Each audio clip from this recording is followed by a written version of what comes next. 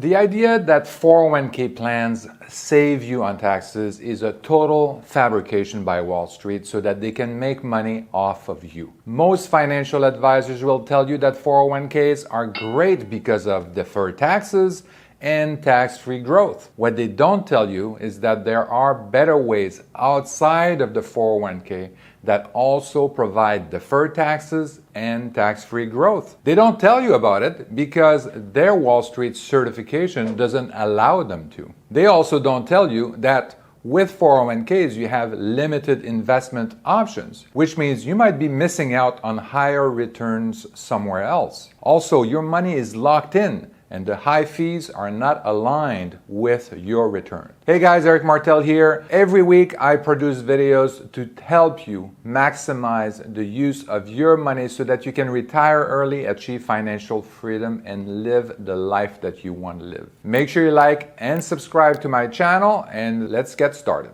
And let's start with deferred taxes. The primary tax advantage of a 401k is that it allows you to defer tax. So when you contribute to a traditional 401k, the money is taken out of your paycheck before taxes are paid out. So this reduces your taxable income for the year. This means you pay less in taxes in the year you make the contribution. However, you will have to pay taxes when you withdraw money in retirement. The next advantage of the 401k is the tax-free growth. This is another great advantage. And this means that you don't have to pay taxes on the interest, dividends, and capital gains that your investments earn within the 401k account. So these are the two advantages of the 401k beside, maybe having employer contribution matching, which would be a good one. The assumption with tax deferral is that you will pay less taxes when you retire because you will make less money. But is that true? Let's talk about an example. How much taxes will you pay at retirement?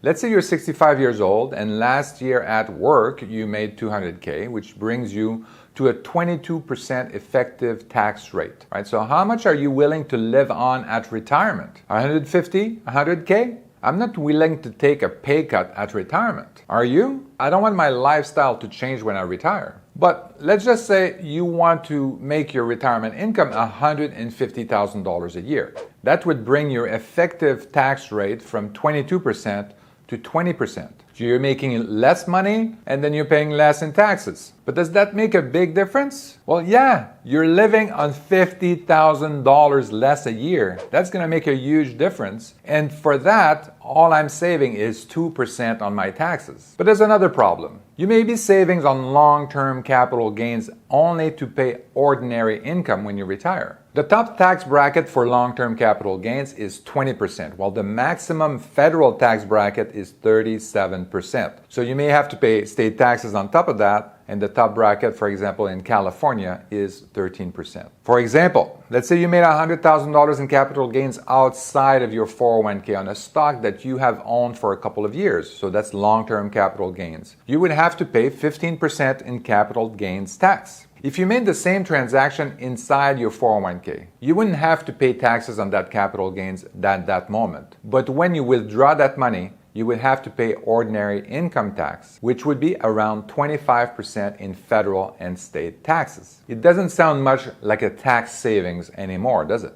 Finally, do you think the government is more likely to increase taxes or reduce taxes in the future? I think we're more likely to see tax increase in the future. So this whole idea of deferring taxes because it will be cheaper at retirement doesn't make sense. And there are a few other problems too. Your 401k may have limited investment options based on your employer plan and may have higher fees which are eating away at your returns. If you're a savvy investor, you might be able to achieve higher returns by investing in something else. Your 401k savings are also locked in because it is meant for retirement and generally can't be accessed before 59.5 without paying a penalty, which is around 10% right now. If you think you might need access to your savings before then, a 401k might not be the best option. It doesn't make sense if you're thinking of early retirement, for example. A recent survey shows that millennials are planning to retire at 58 years old. If that's your case, then investing in a 401k doesn't make sense. Also, many people don't realize that you don't know when you will retire.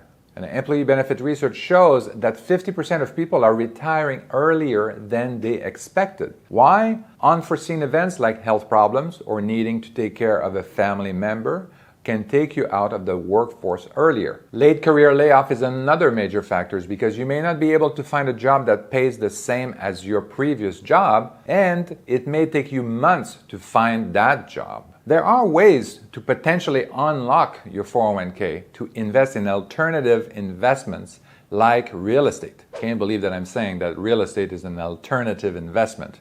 But anyway, in order to do that, you need to transfer your 401k money to a different custodian that will monitor the transactions on that account, because there are a lot of rules associated with these 401k accounts. These are basically the pros and cons of the 401k, but as you know, I always like to put some real numbers to these things. So you've been warned, numbers are coming up. So if you have a little piece of paper, and you want to write them down, now's a good time. So let's say you're 30 years old, you live in California making $72,000 a year, which is, I think, just below the poverty line in California, and your salary is increasing at 4% a year. Your generous employer has a 401k in which you can make a contribution of 10% of your gross salary a year, and your employer will match your contribution dollar for dollar. This is a great plan, and you're planning on retiring at age 58. Not too young, but also not too old, so that you can have an active retirement,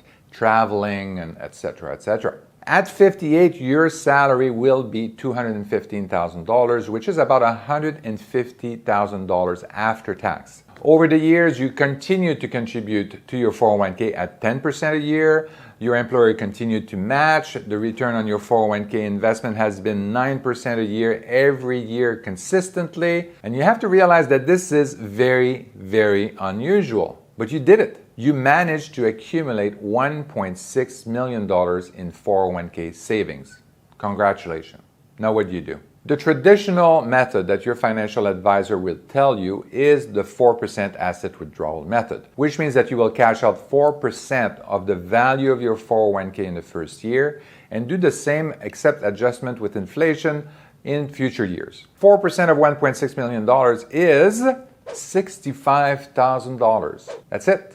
I actually had to check my number. I didn't even take the taxes and fees out yet, which would then bring you your net income at retirement at $46,000. Well, that's a huge gap between $150,000 that you were making today after tax and $46,000 for retirement. That's a big lifestyle change. So what are you going to do? Keep working, I guess. I'm going to assume that everyone is in good health, your employer still wants you to work, etc., and you keep working until you're 60 so you don't have to pay the early withdrawal penalty on your 401k. That would bring retirement income to $60K at 60, net of fees and taxes. Well, it doesn't cut it either. So what are you going to do? Well, I guess we're going to keep working until we're 62 when Social Security kicks in. Assuming no issues on health, family front, your employer still values your work and wants to pay you this huge amount of money. And at 62, your net salary is $170,000 after tax. And your 401k savings are around $2.3 million. Your retirement income, including your 401k withdrawal and Social Security after fees and taxes, would be $90,000 net, well, which is better than what you would get at 60.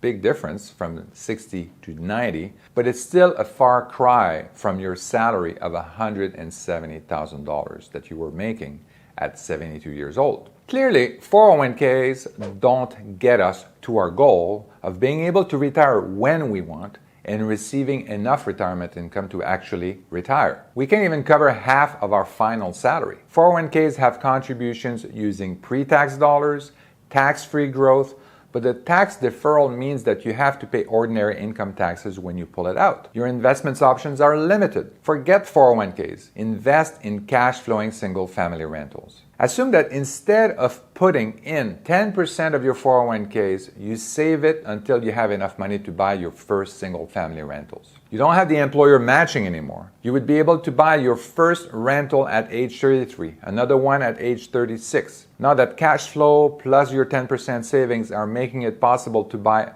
a third house on your second years later at age 38. Then after that, you might be able to buy 1 or 2 houses per year, and it starts to snowball. And by the time you reach 58 years old, you have about 69 rental properties, generating more than $400,000 in net cash flow. Well, I can live on that. Investing in cash flowing single-family rentals has tax advantages too. Number 1, tax-free income, because the net cash flow is offset by depreciation. On 69 properties, the depreciation is $550,000 in that year. So you end up paying no taxes on your rental revenue. Second, the negative income that I've just talked about can offset also ordinary income from other sources if you are a real estate professional. So in our example, we could offset $150,000 for other income, something that you cannot do with a 401k. Number 3,